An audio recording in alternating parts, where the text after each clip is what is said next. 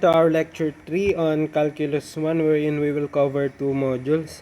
Today we will discuss the rates of change and tangent lines to certain curves. So, balis sa topic na to, parang magkakaroon na tayo ng introduction sa limits natin, okay? And then, throughout the midterm, yun na yung i-discuss natin yung limits. And this idea of limits will lead us to the main point of calculus, which is the derivatives, okay? Or yung tinatawag natin na derivation, ano. So, ano muna nga ba yung average and instantaneous speed? Okay, yung average speed, madali lang naman siyang kunin. Sige. Bigay tayo ng example. For example, ang example na binigay dito ay si Galileo daw discovered that pag meron kang nilaglag na isang object, yung distance na trinavel niya ay equal lang sa 16 t squared feet. Okay? So, after t seconds. For example, kung 2 seconds yung 2 seconds nang bumabagsak yung isang object, edi meron tayong 16 times 2 squared feet. Okay? So, yun yung equation na ito. Okay? So, kung meters naman daw, yung 16 magiging 4.9. Okay? Okay, so how do we compute average speed? Madali lang naman mag-compute ng average speed, no? So, kunin natin yung function value at the end time and then minus the function value at the initial time and then divided by t2 minus t1. Okay, so t2 ay yung ating final time and then yung t1 usually naman yung ating initial time. Okay, so here we have the formula. So, if f of t measured the distance traveled at time t, then average speed over t1 hanggang t2 ay distance traveled all over the elapsed time, which is equal to f of t sub 2 minus f of t sub 1 all over t sub 2 minus t sub 1. So, this is change in this distance traveled all over time. Okay, or yeah. For example, we have a rock. So, yung rock, gagamitin pa rin natin yung formula ni Galileo, which is y equal to 16 t squared feet. Okay, so gagamitin natin yan. So, the first one we want to find out is what is the average speed of the rock during the first 2 seconds of fall. So, kung first 2 seconds, yung initial time natin ay 0, yung final time natin ay 2. Tama? Kasi first 2 seconds ay. And then sa B, gusto nating malaman yung average speed during the 1 second interval between second 1 and second 2. So, dito naman ay yung T2 natin magiging 2 pa rin and then yung T1 natin ay equal na sa 1. So, i-plug in lang naman natin siya sa equation, madali lang. So, change in Y. So, ito yung ating f of T2, no? Minus f of T1. Okay? And then sa baba, meron tayong T2 minus T1. So, madali lang naman computein since ang initial time natin ay 0. Magkakaroon lang tayo ng, magkakancel lang yung isang 2. So, magkakaroon tayo ng 16 times 2, which is 32 feet per second. Okay? So, note that ang unit natin ay feet per second. Kasi ito ay in feet and then ito ay in seconds. Okay? How about sa letter B? Ganun lang rin. Tulad ng sinabi ko kanina, magiging T1 is equal to 1 and T2 is equal to 2. Okay, so now we have 16 times 2 squared minus 16 times 1 squared all over 2 minus 1, which is equal to 48 feet per second. So, nadoble, no? Or nadagdagan, hindi naman pala nadoble. Nadagdagan yung distance natin. Or nadagdagan yung speed natin, no? So, anong meaning nito? Since bumilis siya, mas mabilis yung 1 to 2 seconds compared sa first 2 seconds. So, what this means is nag-accelerate yung object natin, or bumilis siya. Well, ganun naman talaga kasi aware naman tayo na meron tayong tinatawag na acceleration due to gravity. Okay? So, ganun mag-compute ng average speed, no? Pero ang gusto kasi natin, hahanapin natin yung speed at a single point in time. So, how do we do that? Ganun pa rin naman yung process. Kuha tayo ng time 1, time 2. Pero ang gagawin natin, sobrang magkadikit si time 1 saka si time 2. Okay, for example, ang i-consider na natin ay T1 is equal to 1 and then T2 is equal to 1.00001. Okay? Nagigets nyo? Parang papalapitin natin siya. Okay, so dito ang gagamitin nating notation naman ay T sub 0 or T naught ang basa natin. No? T sub 0 or T naught, which is usually denotes our initial time. Okay? Sige. Consider this example. Find the speed of a falling rock in example 1 at T1, T equal to 1, and then at T equal to 2 seconds. Okay? So, how do we do that? Okay, so i-denote natin yung initial time natin at T sub 0. Okay? And then yung final time natin, i-denote natin as T sub 0 plus some H. Okay? Nagets nyo, nag-increment tayo or nagdagdag tayo dun sa initial time natin. Pero ang dinagdag natin ay H. H is a variable that we can control. Okay, so parang ang goal natin dito, para makuha natin yung speed at T equals 1, si H, papaliitin natin ng papaliitin. Okay? So, computing for the change in time, we will get, here is our final time, di ba? T sub 0 plus H minus T sub 0. Okay? Magkakancel lang yung T sub 0, ang matitira ay H. So, kung ipla-plug in natin yung change in Y at sa all over the change in T, dun sa ating formula kanina, magiging ganito. Okay? So, T sub 0 plus H, ito yung ating f of T2. Ito naman yung ating f of T1.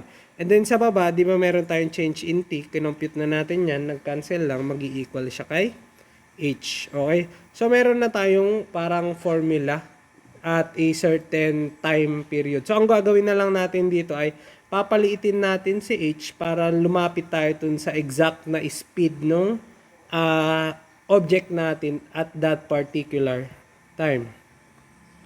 Okay, so take note that hindi natin pwedeng gawing 0 si H. Why is that? Kasi we will have some value divided by 0 which is not possible. So hindi talaga natin siya i-equate na H equals 0. Okay, what we'll do is we will approach H. Okay? We will approach 0. Okay, hindi siya talaga mag-i-equal to 0. So later on madidiscuss natin to and we will refer to that as a limit. Pero right now, hindi muna natin siya i-take as H equal to 0.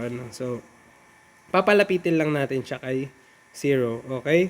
So, doing this, so gawin muna natin. Gawa tayo ng table of values. Okay? So, if H is equal to 1, our average speed at ipla-plug in lang naman natin dito. If H is equal to 1, okay? Our average speed over the interval of length h starting at our initial speed equal to 1, ang makukuha nating average speed ay 48. Okay? So, tulad ng sinabi ko kanina, papalapitin natin yung dalawang point natin, yung initial time at saka yung final time natin. So, how do we do that? Papaliitin natin ng papaliitin si h. So, as you can see, nag-start tayo kay 1, nakuha natin ay 48. Then, 0.1 naging 33. 0.01, 0.001, and then 0.001. So, as you can see, yung function values natin or yung average speed natin, pag plug in natin dito yung h, okay, h equal to this values, and then t sub 0 equal to 1, yung value ng average speed natin ay papalapit din ng papalapit kay 32. Okay? Hindi natin ini-equate na 0 si h, kundi pinapalapit lang natin siya kay 0, kasi hindi naman tayo pwedeng mag-divide, okay? What about 2? At t sub 0 equal to 2, okay? Again, i-plug in lang natin t sub 0 equal to 2 here, and then 1, so magkakaroon tayo ng 80, and then kung 0.001 naman, makikita rin natin na papalapit siya ng papalapit kay 64, okay? So, by looking at these values, we can conclude that at t equals 0, yung average speed natin, at t equals 1, yung average speed natin ay 32 feet per second. And then at t equals 2, ang average speed natin ay, 64. Okay? Pwede naman daw natin siya i-confirm algebraically. Okay? So, we will do certain manipulations. Okay? So, this is our value for delta y, delta t. Na-compute na natin to kanina. Okay? So, if we let t sub 0 equal to 1, okay, plug in lang natin si t sub 0 equal to 1 here and then expand 1 plus h. Kakaroon tayo ng 1 plus 2h plus h squared minus 16 all over h. Okay? As you can see, meron tayong negative 16 dito and then meron tayong 16 dito pag dinistribute natin. Therefore, magka-cancel yan. Ang matitira ay ito, 32h plus 16 h squared. Pwede ba tayo mag-cancel ng h? Yes, kasi sabi natin, hindi naman natin ile-let h be equal to 0, papalapitin lang natin siya kay 0. Okay, so pwede natin i-cancel si h kasi nga hindi siya equal kay 0. And we will get 32 plus 16h. So, as you can see here, yung 16, ang multiplier niya ay h. So, kung pinaliit natin si h ng sobrang lapit kay 0, malamang magdi-disappear tong term na to. So, papalapit tayo ng papalapit kay 32. Hence, algebraically, yung limit natin approaches 32 when our initial speed is 1. Okay? So, pwede nyo rin siyang i-verify for t sub 0 equal to 2. Okay? Ang makukuha nyo naman na value ay, through algebraic manipulations, ay 64 plus 16h. Again, habang pinapaliit nyo si h, papalapit siya ng papalapit kay 64. Okay? Okay.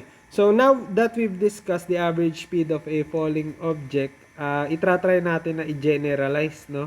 So, hindi na tayo magpo-focus dun sa speed, kundi titingnan natin yung rate of change for general functions. Okay?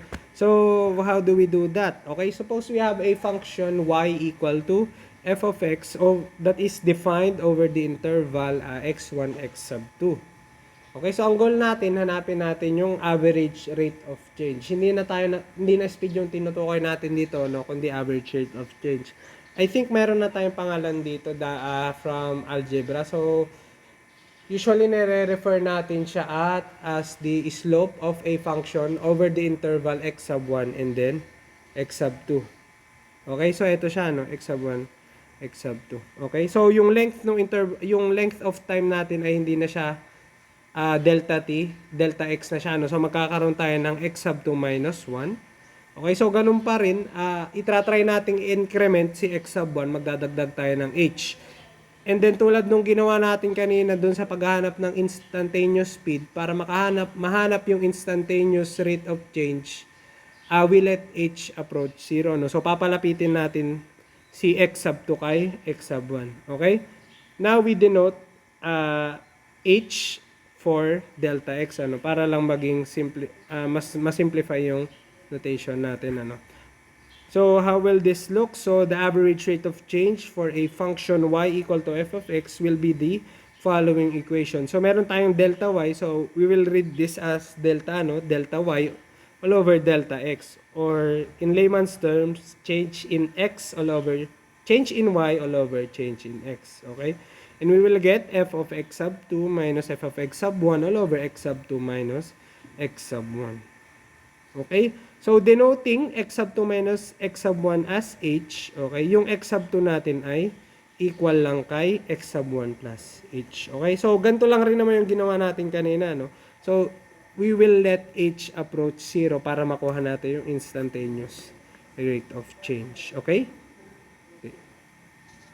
Okay, so ito yung isang figure na nagpapakita ng illustration. So sabi ko kanina, yung rate of change ng isang function over an interval is usually interpreted as the slope. Eh sir, paano naman po yung instantaneous speed? So sige, for example, we have here the curve. So ito yung blue line natin, ano? So we have this curve.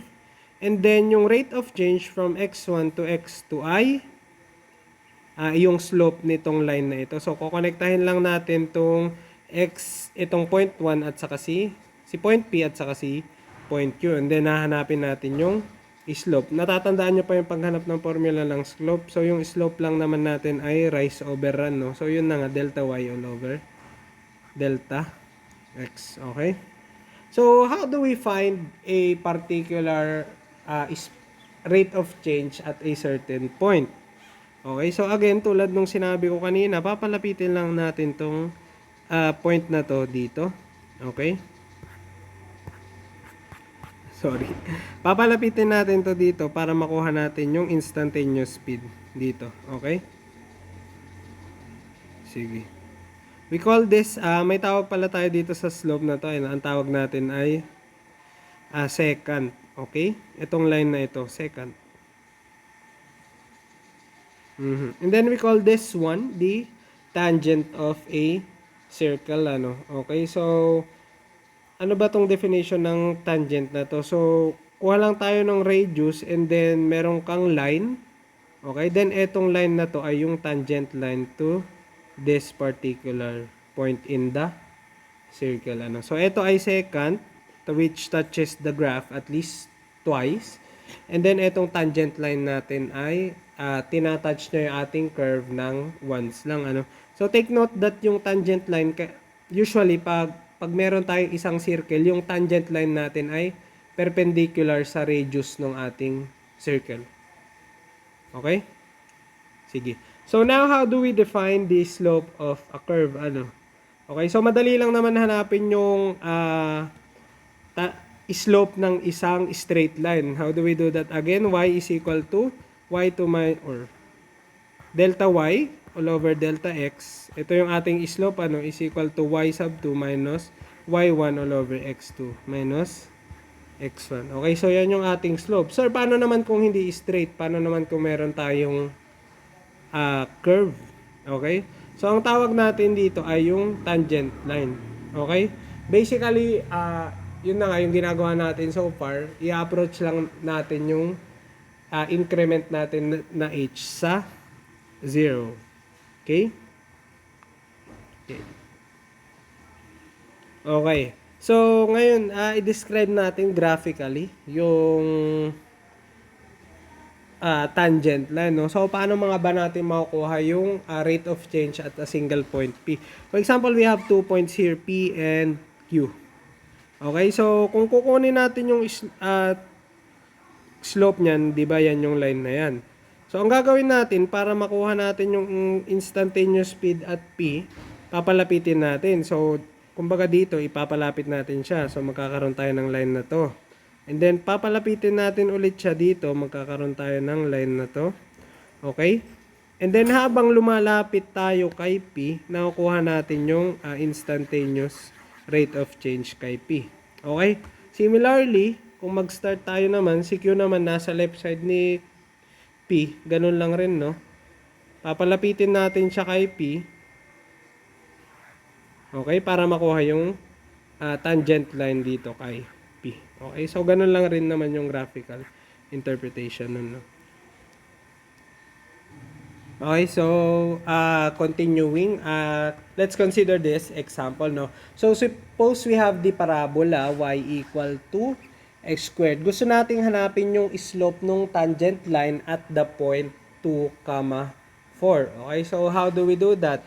Okay, so we begin by creating a secant line na dadaan sa 2, 4, no? And then, kukuha tayo ng malapit na point. Okay, tawagin natin siyang 2 plus h. And then, yung function value niya ay 2 plus h squared. Kasi ipapasok lang natin siya dun sa graph natin, eh. Ang function naman natin ay y equal to x squared. Tama ba? Yes, sir. Tama po. Kinakausap ko na yung sarili. Okay, no? So, kumuha tayo ng 2 points, 2, 4, at saka 2 plus h, and then 2 plus h squared. So, pinasok lang natin yung 2 plus h dito sa function natin, ano? And then, forming the second line, slope, okay, we get delta y all over delta x. So, ito lang naman ay, pinasok lang natin siya dito. So, meron tayong f of 2 plus h, and then f of 2, divided by, ito yung ano natin kanina, itong h, nakuha lang natin to kasi magkakaroon tayo ng 2 plus h minus 2. Tama ba? Which is equal to h. Kaya ang natira lang sa baba ay h. Okay? So now, simplifying, in-expand lang natin itong 2 plus h squared. We get x squared plus 4h plus 4 minus 4 all over h. Okay? Then, 4 minus 4 is just equal to 0. Okay? So, magkakaroon tayo ng h squared plus 4h all over h. Okay? So, nag-cancel tayo ng h. Pwede ba natin gawin yon? Yes, because h is not equal to 0. We just let h approach 0, no? So, ina-approach lang natin siya. Meaning, it is non-zero, so we can cancel it. Okay? So, canceling h, we get h plus 4. Now, letting h approach 0, yung slope ng tangent line natin ay magiging equal kay 4. Okay, so, yeah, yun na. 4 na, no? 4 na yung slope ng ating tangent line. Okay, so, ito yung graphical interpretation niya, no? So, if h is greater than 0, so meaning yung increment natin ay positive. So, nasa right side siya nung ating initial na x. So, dito yung 2 plus h. Kung negative naman si h, malamang nandito siya sa left side. So, tulad nung ginawa natin kanina, pwede nating i-approach kumbaga, itong function value na to. Pwede natin siyang i-approach from the right, okay, and then from the left naman. Okay, so same lang rin naman siya ng papapuntahan since continuous yung function natin. Dito pa rin tayo mag-a-arrive. So ito na yung tangent line natin, ano, na nag-intersect sa graph at a single point. Okay, and then sabi nga natin kanina, ito yung nakuha natin na second line formula. If we let h approach 0, ang matitira lang ay 4. Therefore, the slope of the tangent line is equal to 4. Okay? Okay. Now that we have a point and then a slope, pwede na nating hanapin yung formula, no? Di ba yun lang naman yung kailangan natin? Isang point tapos isang slope. So, since alam natin na dumaan siya kay 2, 4 and na-compute natin na yung slope niya ay 4, using the point slope equation, so recall na lang, no, from algebra, yung point slope equation form. Okay, ipapasok natin siya. Magkakaroon tayo ng y equal to 4 plus 4 times x minus 2, which is equal to 4x minus 4. Okay, ito na yung hinahanap natin na equation ng ating tangent line. Okay? Okay. Consider the next example. Okay, so we have here a graph of the population of fruit flies over 50 days. Okay, so ang goal natin ay hanapin natin yung average growth rate. Okay, average rate of change from day 23 to day 45. Okay, so madali lang naman makita dito sa graph natin, no, na at day 23 ang population ng flies natin ay 150. And then, ang population niya at day 45 ay 340. Okay, so we have 2 points. Hanapin lang natin yung average rate of change. Okay. Okay, so kung hahanapin natin yung rate of change from day 23 to day 25, lumaki ng 190 yung population natin. So, meron lang tayong 340 minus 150 all over 22 days. Okay? Therefore, our average rate of change will just be equal to delta P all over delta T, which is equal to 340 minus 150 all over 45 minus 23, which is equal to approximately 8.6 flies per day. Okay, so ganun lang siya kadali. Okay? Okay, so the next question is this one. From example 4, how fast was the number of flies growing on day 23. So, dito na papasok yung paghahanap natin ng slope ng second line. And then, if we let h approach 0, mahahanap natin yung slope ng tangent line natin when x is equal to 23. Okay, so, yeah, let's do this. Okay. So, nag-start tayo kay x equal to 45. So, ang function value niya ay 340. Okay? And then, ang initial point natin dito ay ito pa rin, 23 and 150. Okay? So, yeah. Kumuha lang tayo ng points na Q and then pinapalapit natin siya kay P. Okay? And then, kukomputin natin yung slope. At Q equal to 45 and 340, yung slope natin ay 8.6. So, papalapitin natin siya, gagawin natin 40. Okay? Papalapitin natin siya kay 23, ano? So, naging 10.6. And then, kung x equals 35, yung slope natin ay magiging 3.3. papalapitin ulit natin siya, yung slope natin ay magiging 16.4. Okay?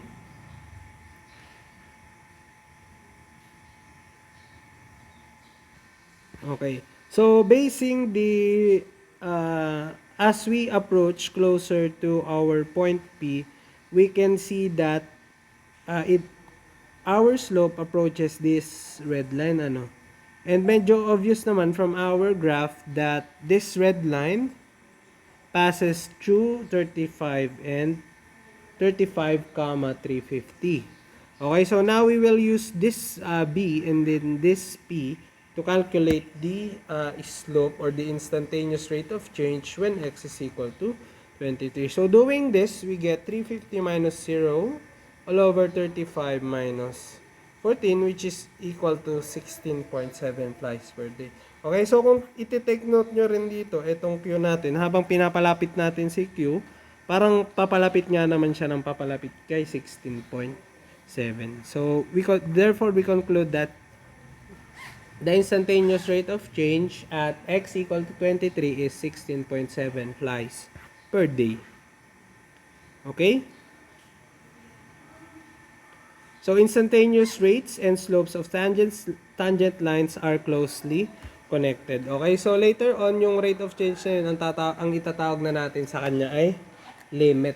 Pero for now,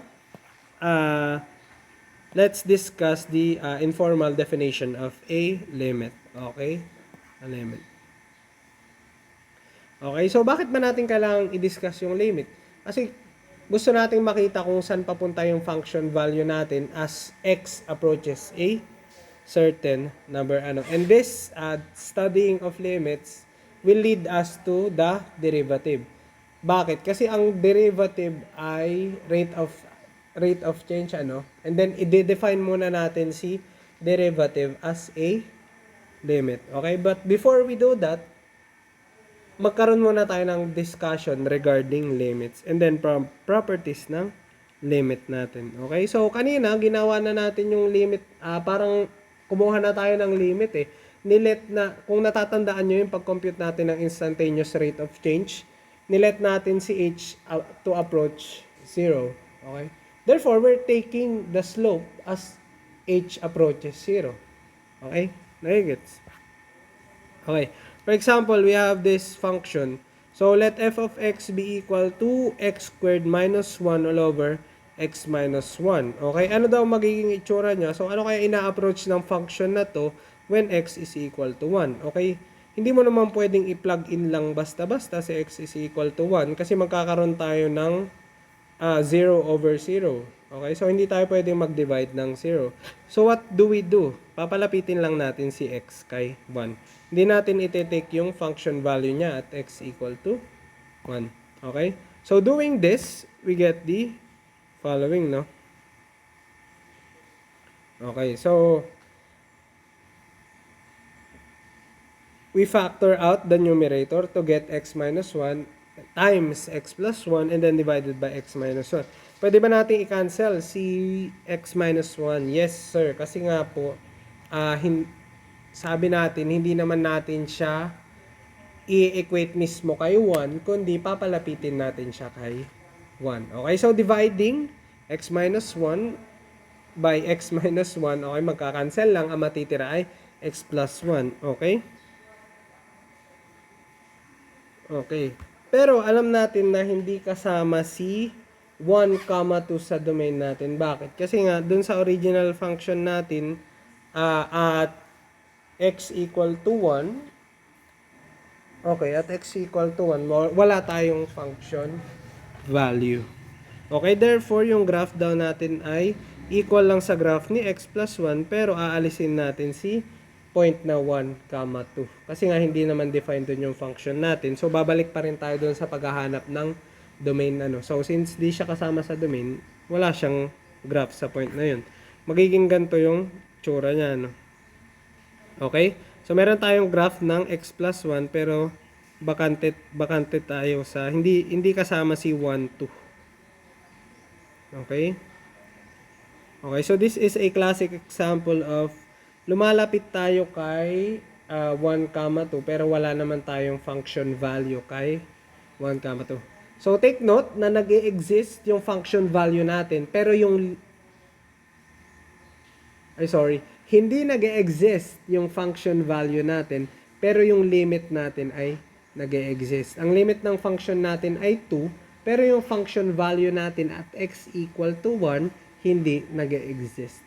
Okay? Okay, so let's have an informal description of the limit of a function. Okay, informal kasi hindi na yung original na definition ng limit ay defined as epsilons and delta. Pero since hindi naman kayo BS Math, hindi na lang natin i-define yung limit as epsilons and delta. Ano? So, ite-take natin as we see it. Okay? Suppose we have so ito na nga yung definition. No? So, suppose we have a function that is on an open interval C except possibly C itself. If f of x is close to the number L, okay, as x gets closer to C, okay, then we can say that f approaches the limit L as x approaches C. And ganito natin siya inonote, ano? The limit of f of x as x approaches C is equal to L. Okay? For example, dun sa previous example natin, we write the limit of f of x as x approaches 1 is equal to 2, or the limit of x squared minus 1 all over x minus 1 as x approaches 1 is equal to 1. So take note again, okay, tandaan nyo that the limit exists, pero yung function value natin at x equals 1 does not. Okay? So possible siya. Okay? So, basahin ko lang. Essentially, the definition says that the values of our function f of x are close to the number n whenever x is close to c. Okay? The value of the function at c itself is not considered. So, ito yung sinasabi ko na hindi necessarily na nag-exist yung function value para magkaroon tayo ng limit at that particular point. So, the limit may exist whenever the function value does not. Okay? So, take note of that, no? Okay. Okay, consider this one. So, A ay yung example natin kanina sa example 1. So, x squared minus 1 all over x minus 1. So, yun nga. Ang limit niya at x equals 1 ay 2, pero wala tayong function value kay 2. Okay, example B. Okay, meron tayong piecewise function. So, at point x equal to 1, define natin siya as 1. Okay, ang function value niya ay 1. So, meron tayong point na 1, 1 dito. Okay, pero yung limit natin hindi magbabago. Ang limit pa rin natin ay 2, pero yung function value natin ay 1. Okay? Okay, and then here we have the function h of x equal to x plus 1. So, dito, kompleto na, no, straight line na kasi nga linear lang naman tong equation natin. Okay, so kasama na si 1, 1. So, dito ay example to ng ang limit natin ay 1 and then yung function value natin kay 1 ay 1 pa rin. Okay? Sige. Example 3. Okay, let us find the limits of the identity functions and constant functions as x approaches c. Okay, take note na yung constant function natin ay straight horizontal line, ano? Okay? And then yung identity function natin ay yung function lang rin na minamap niya yung x sa sarili niya. Okay, yun yung diagonal line natin. Okay? So, example A, 3a, if f is the identity function, f of x is equal to x, then for any value of c, then the limit of f of x as x approaches c is just equal to c itself. Okay? Okay. If we have a constant function, f of x equal to k, where k is a constant, then for any value of c, maski ano pa yung c natin, ang ina-approach pa rin niya ay si k. Okay? For example, the limit of x as x approaches 3 is equal to 3. So, ito ay identity function at x equal to 3. And then, kung constant yung function natin, f of x equal to 4, the limit as x approaches negative 7 is just equal to the limit of f as x approaches to 2, which is equal to 4. So, pareho lang sila ng limit, no? Regardless dun sa ina-approach natin. Ito ay applicable lang naman siya pag constant yung function natin. No? Kung hindi siya constant, kailangan natin i-take yung limit. Okay? Basically, nag-i-establish pa lang tayo ng properties na gagamitin natin para sa mas complicated na functions. Okay? Okay, so ito yung graph ng identity function natin. So, as you can see, for any c, whenever x approaches c, yung y natin, yung function value natin, mag-approach pa rin kay c. Okay? And then, si b naman, ito yung ating constant function. Whenever y is equal to k, regardless of the c, okay, maski ano pa yung ina-approach natin na c, yung function value natin ay mag-i-stay kay k. Okay? So, we have here another example. So, a function may not have a limit at a particular point. Okay, pero meron siyang function value. So, opposite to nung diniscuss natin kanina, no? Ito naman, wala tayong limit, pero meron tayong function value. Okay, so here we have example A. A here is a step function. So, step function siya kasi nagkaroon tayo ng jump dun sa function value natin. So, we will define the step function as a piecewise function. So, we have y equal to 0 whenever x is less than 0.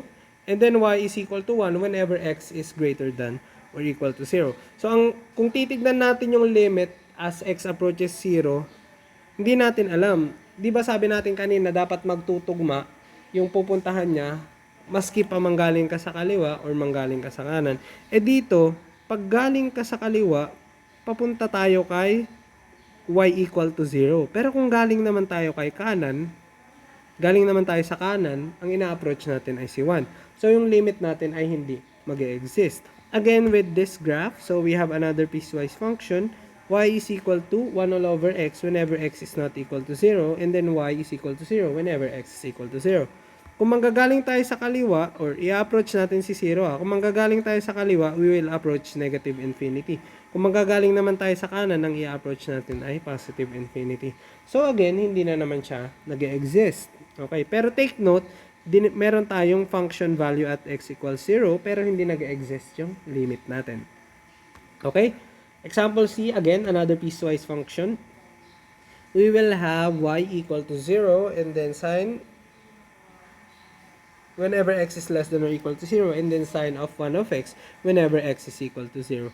Okay, so again, our graph, kung manggagaling tayo sa left, our graph fluctuates. Okay? Up, taas, baba lang siya lagi. Okay? And then, kung kukunin naman natin yung left side, since dinefine natin siya in a way na pag pag non-positive, yung x natin, ang function value natin ay 0. So, we will have here a constant. So, sa left side, constant, pero dito ay nag-fluctuate siya, no, as x approaches 0. So, magkaiba yung limit niya. Therefore, our limit does not exist. Pero again, meron tayong function value at 0. Okay? Consider this example. So, we have 3 functions. I think na-discuss na pala. Ito pala yung graph niya, no? Yeah. Sorry, nauna yung graph bago yung example. Okay, so ito lang rin yung explanation na sinabi ko sa inyo. Okay. So, here we have limit rules. Okay? So, limit rules. Suppose L, M, and C, and K are real numbers. So, constant sila, no? Mga numbers lang sila. Okay? Suppose that the limit of f of x... Sorry, may f of x dapat dito. So, the limit of f of x is equal to L and the limit of g of x is equal to M. Okay? Pag kinuha natin, ito yung sum rule lang. The sum of the... bali-baliktad, no? Bali-baliktad yung pagkakalagay ko. So, yung sum rule natin basically states that the limit of the sum of two function is just the sum of the two functions. So, yung difference rule naman ay ganito. So, the limit of f of x minus g of x is just equal to the difference of the limits. Okay? Kung kukunan naman natin yung constant multiple, so, if we have here a function f of x times a constant k, pwede lang nating ilabas si k and then i-multiply natin siya sa limit ni f of x. Okay? Ganun din dito. sa product rule natin. Okay, the limit of the product of two functions is just the product of their limits. Sa quotient rule naman, meron lang tayo, ganun pa rin, the limit of the quotients is just the quotient of the limits. Pero here we have an additional condition, kailangan yung limit ng denominator natin ay hindi equal to 0. And then we have here the power rule, okay? The limit of f of x raised to n is just equal to L raised to n. Okay, so, yeah. And then we have there the root rule. Okay, so ito yung root rule natin. Whenever we have the limit of the nth root of f of x just equal to the nth root of the limit. So we have the nth root of L. Okay? Okay, or we can write it as L equal to 1 over n. So ito pala yung sum rule, no? Lumipat lang dito sa baba. Okay? So yun yung mga limit laws na pwede natin gamitin. Okay, for example, we have 3 functions. So consider the limit of x cubed plus 4x squared minus 3 whenever x approaches c. So yung c natin dito ay real number, no? So constant lang siya. So paano natin gagawin to? Okay, ipapasok lang naman natin si c kay x, So ito ang ginamit natin ay sum rule. So we will have the limit of x. Parang dinistribute natin si limit. So we will have the limit of x cubed as x approaches c, limit of 4x squared minus the limit of 3. Okay, and then plugging in c for maski anong value ni c yan, we will get c cubed plus 4c squared minus 3. Okay, similarly, you will have this one. Quotient of the limits just the limit of the quotients is just the quotient of the limits. Okay? And then here, in-applyan natin siya ng sum rule, then sum and difference, and then in-applyan ulit natin siya ng sum and difference, and then pinasok natin yung function value, no? So take note that hindi lang okay, so mukhang lang, no? Kung titignan natin siya on a surface level, parang pinapasok lang naman natin yung c. Pero hindi, no? Kailangan alam natin yung explanation behind that, no? Kailangan natin alam natin yung mga rules na nag-govern kung bakit pwede natin gawin yun, no? So which is our limit law. So dito, parang pinasok nga lang naman natin si C sa formula, pero meron pala tayong mga ginamit na certain rules such as the sum and difference, and then dito naman, gumamit rin tayo ng power rule natin, power at saka product rule. Okay? Okay, so ganun rin dito, ang ginamit naman dito ay root rule with n equal to 2. Pinasok lang natin yung limit sa loob ng square root to get dito. So, ang limit natin dito ay x approaches negative 2. So, pinasok natin yung limit, then ginamitan natin ng difference rule, ginamitan natin ng product and multiple rules. Okay? Okay, so plinag in natin si negative 2. So, simplifying, we get 16 minus 3 square root, which is just equal to the square root of 13. Okay? Okay. Now we want to evaluate the limits of polynomials and rational functions. So, how do we do this? Basically, gagamitin lang naman natin yung mga limit laws natin, Okay, so we will have the following theorem, no? So, Theorem 2. So, let p of x be a polynomial equal to a sub n times x raised to n plus a sub n minus 1 times x raised to n minus 1 hanggang kay a sub 0. Then, the limit of p of x is just equal to p of c. Okay? So, ginawa na natin siyang theorem, Kanina, ginamitan pa natin siya ng limit laws para maipasok natin si c. Pero meron lang pala tayong theorem na nagsasabi na kung meron tayong polynomial, para ma-compute yung limit niya at a certain point, ipapasok lang natin yung function value na yun. Okay? So, gamit yung Theorem 2, pwede rin nating i-prove yung limit ng rational function. So, if we have p of x and q of x polynomial such that q of c is not equal to 0, pwede lang rin natin palang ipasok si c. Okay, consider the following examples. Ipla-plug in natin si negative 1 sa x cubed plus 4x squared minus 0 over x squared plus 5. Okay, again, ang isang condition pag quotient rule, kailangan hindi 0 yung denominator natin, no? So, magkakaroon tayo ng negative 1 squared plus 5. Okay, which is not equal to 0 naman. So, pwede nga natin siyang ipasok, no? So, doing this, you will get 0 divided by 6. Therefore, our limit is 0. Okay? Okay. So, what about kung meron tayong common factor sa denominator? Okay, at saka sa numerator. Okay? Okay. So, pwede ba tayo pag naghahanap tayo ng limit ng isang function, pwede ba tayo mag-cancel? Yes. Okay. So, dito kasi sa example 3, dito sa theorem 3, pwede tayo mag-cancel or provided that x of c is not equal to 0. Pero when taking limits, pwede pa rin tayo mag-cancel. Bakit? Bakit tayo pwede mag-cancel? Kasi nga, hindi naman natin talaga nilelet yung function value to be that part at that particular point. Ina-approach lang natin siya. Okay? So, doing this, for example, eto, at x equal to 1, obviously, pag pinasok natin, magsi-0 tong denominator natin, which is not possible. So, one way around this is kung i-factor natin to at saka i-factor natin to.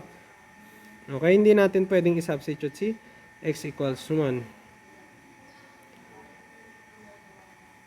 Okay? Pero, pwede natin siyang i-cancel. Pero, iti-take note lang natin na x is not equal to 1. Okay? Kasi nga, pag x is equal to 1, hindi mag-exist tong function value natin. Okay? So, iti-take note lang naman natin na x is not equal to 1. Doing this, magka-cancel si x minus 1, ang matitira ay x plus 2 all over 1 whenever x is not equal to 1. So, pwede na nating ipasok si 1. Magkakaroon tayo ng 1 plus 2 all over 1 which is just equal to 3. Okay? Yeah. Okay, pero take note again that pag tinignan natin yung graph, magiging ganito yung itsura niya. Meron tayong limit at as x approaches 1 pero wala tayong function value, ano? Okay, ito yung graph ni x squared plus x minus 2 all over x squared minus x. Pero kung titignan natin yung graph ni y equal to x plus 2 all over x kasama si 1, 3. Magkaiba to dito, ano? Okay? Okay. Okay. Now we will discuss an important theorem which is the sandwich theorem. Okay? Suppose that meron tayong function na napapagitnaan ng dalawang function. So we have your function f. Okay? Then sa taas niya meron tayong function h, and then kung sa baba niya meron tayong function g. Okay? So kung sa lahat ng x, si f ay nasa pagitan lagi ni h at saka ni g, and then pareho yung limit ni h saka ni g sa c, sa point na c, yun na rin yung magiging limit ng f. Okay? Kaya siya tinawag na sandwich theorem. Ano? Pag napagitnaan ka ng dalawang limit and equal yung dalawang limit na yun, kung ano yung function sa gitna, yun na rin yung magiging limit niya. Okay? So, ito yung exact na theorem natin. So, suppose that we have g of x less than or equal to f of x. So, ito yung mas maliit na function, no? And then, less than f of x. So, ito yung gusto nating hanapan ng limit. Okay? And then, f of x is always less than or equal to h of x. So, ito yung function natin na nasa taas. Okay? For all x in some open interval containing c except possibly at x equals c itself. And suppose that equal yung limit ni g of x at saka ni h of x. Sorry, hala. Ang dami kong na-miss. Equal yung limit ni g of x kay h of x. Therefore, yung limit ni f of x ay equal na rin kay L. Okay? Okay. So, tinatawag din natin siya na squeeze theorem at saka pinching theorem. Okay? Consider this following example. So, given a function u, so, si u daw ay nasa pagitan ni 1 plus x squared over 2 at saka ni 1 minus x squared over 4. Okay, yung limit ni 1 minus x squared over 4 ay 1. At yung limit ni 1 plus x squared over 2 ay 1 din. Okay, by using the sandwich theorem, yung u of x natin, ang limit din niya as x approaches 0 ay equal rin kay 1. Kasi napapagitnaan siya nito at saka napapagitnaan siya nito. Tapos since equal ito at saka dito, yung limit niya as x approaches 0, we assume that the limit of u of x is also equal to 1. Okay, so magiging ganito yung itsura yung graph niya, no? So parang naipit siya. So sa taas meron tayong 1 plus x squared over 2, and sa baba meron tayong y equals 1 minus x squared over 4. So naipit niya yung function value ni u of x, no? So maski ano pang function si u of x, basta nasa pagitan siya nitong dalawang function na to. Okay, ito at saka ito. Yung limit niya at x equals 0 will always be equal to 1. Okay. Sige, example 11, let us establish the following theorem. So, the limit of sine theta is equal to 0. The limit of cosine theta as theta approaches 0 is equal to 1. And then for any function f, the limit of the absolute value of f of x as x approaches c is equal to 0. Okay? This will imply that the limit of f of x as x approaches c is also equal to 0. Okay, so how do we do this? Okay, from our previous modules, na-establish natin na sine theta will always be between negative absolute value of theta and then absolute value of theta. Since the limit of this one is just equal to 0 and this one is equal to 0, by the sandwich theorem, the limit of sine theta will also be equal to 0. Okay, so similarly, 1 minus cosine theta is between 0 and the absolute value of theta. Okay? And we will have the limit of 1 minus cosine theta to be equal to 0. Okay, so we will have the following equality. So the limit of 1 minus cosine theta is just equal to 1 minus the limit of 1 minus cosine theta. Gumamit tayo ng quotient, ng difference rule dito, no, saka constant rule. Okay, so ang limit ng 1 ay 1 lang rin, tama. And then limit ng 1 minus cosine theta is equal to 0. Therefore, meron tayong 1 minus 0, okay, which is equal to 1. Therefore, the limit of cosine theta is equal to 1. Okay? And then, example C, alam natin na si f of x ay nasa pagitan ng absolute value ni f of x at saka negative absolute value ni f of x. Okay? Okay. Since yung absolute value function, yung negative ng absolute value ni f of x at saka yung f of x, ang limit niya ay 0 whenever x approaches c or any particular c. Okay, yung limit ng actual function natin ay mag-a-approach din ng 0. Okay, so ito yung example natin, ano. So we have sine theta, nakapagitan siya kay y equal to absolute value ng theta, and then y equal to negative theta. Okay? Since napapagitnaan siya nitong dalawang function na to, okay, yung limit ni sine theta ay equal sa limit nitong dalawang function na to, which is equal to 0. And then similarly, we have this one. Okay? Yeah. Okay, so that's it for our third lecture. So I will upload after 1 hour, I think, your PDF copy. Okay, and then isasubmit nyo ulit siya next week, ano.